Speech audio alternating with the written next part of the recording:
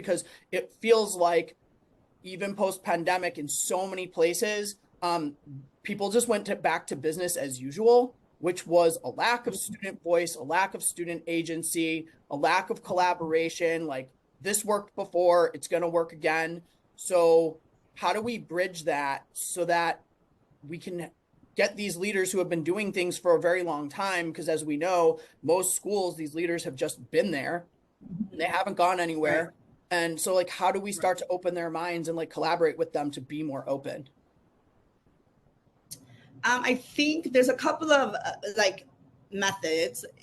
One of them in particular is getting back to like our core values, right? Like, what does the school stand for and what are they trying to provide for our students, right?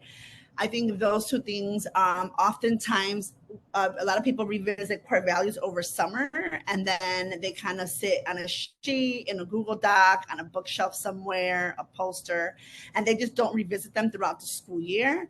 And I think being very core value aligned allows us to have those conversations where somebody on the table is seeing that an administrator, a teacher, is still very much like stuck in their ways. I would say like one of them is just being able to call it out and saying, being transparent, like, hey, Cecilia, like I feel like you're not, leading through your mission and your core values in this moment. And so I really want you to be open, because what actually the best idea wins, not the most comfortable idea wins. So I think like being very transparent and calling people out when their core values are not aligned, revisiting core values, if transparency and also like um innovation is one of those core values. I think that's really important.